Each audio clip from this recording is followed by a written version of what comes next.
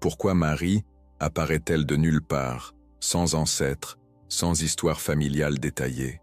Pourquoi l'Église primitive détruisit-elle systématiquement tous les registres généalogiques féminins du 1er siècle? La réponse se trouve dans un document que Spinoza réussit à copier avant sa destruction, l'Histoire de Marie. Saviez-vous que dans les écrits privés de Spinoza, récemment retrouvés, il pose une question qu'aucun théologien n'osa poser en public? Si Marie était vierge, d'où vient sa lignée davidique? Car voici le problème que l'Église n'a jamais réussi à résoudre correctement. Jésus devait être descendant de David pour accomplir les prophéties messianiques. Mais toutes les généalogies bibliques tracent la lignée de David par Joseph. Si Joseph n'est pas le père biologique de Jésus, alors comment Jésus peut-il être légalement descendant de David?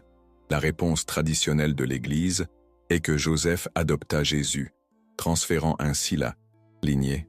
Mais Spinoza découvrit quelque chose de différent, quelque chose qui suggère que l'identité même de Marie fut remplacée. Et dans ce recensement, il y a un enregistrement qui change tout. L'enregistrement parle d'une femme nommée Mariamne, pas Marie, Mariamne. Et cette femme était décrite non pas comme une vierge de Nazareth, mais comme une veuve de Magdala, déjà mariée, déjà mère. Mais attendez, cela devient encore plus étrange. Selon ce document, Mariamne était la fille d'un homme nommé Joachim ben David. Joachim, fils de David. Cela signifierait que la lignée davidique venait par la mère, et non par le père, et que l'Église pendant 2000 ans a raconté la mauvaise histoire. Spinoza devint obsédé par cette découverte. Il commença à enquêter plus profondément, et ce qu'il trouva fut encore plus troublant. Dans les archives secrètes du Vatican, qui n'ont été que partiellement ouvertes au public en 2019, il y a une lettre datée de l'an 125 de l'ère chrétienne.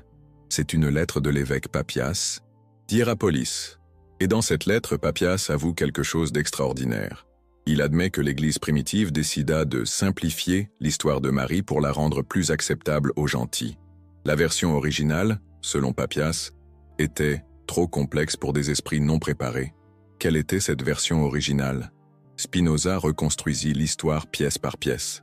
Et ce qu'il découvrit, c'est que Marie n'était pas Marie, c'était Mariamne de Magdala, une femme qui avait déjà des enfants d'un mariage précédent, une femme qui appartenait à une famille royale davidique par sa propre lignée, et non par mariage.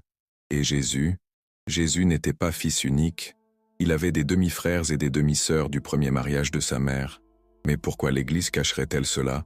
Pourquoi créer toute une narration de virginité et de naissance miraculeuse? La réponse réside dans la politique du 1er siècle. Rome conquérait des territoires juifs. La résistance juive était organisée autour de familles royales davidiques. Si Jésus était reconnu comme descendant direct de David par une lignée royale établie, cela ferait de lui un leader politique légitime contre Rome. L'Église primitive, qui voulait s'établir au sein de l'Empire romain, devait dépolitiser Jésus, en faire une figure spirituelle et non une menace politique. Pour cela, il fallait effacer sa véritable identité familiale. Spinoza trouva des preuves que cette opération de dépolitisation fut planifiée et exécutée systématiquement.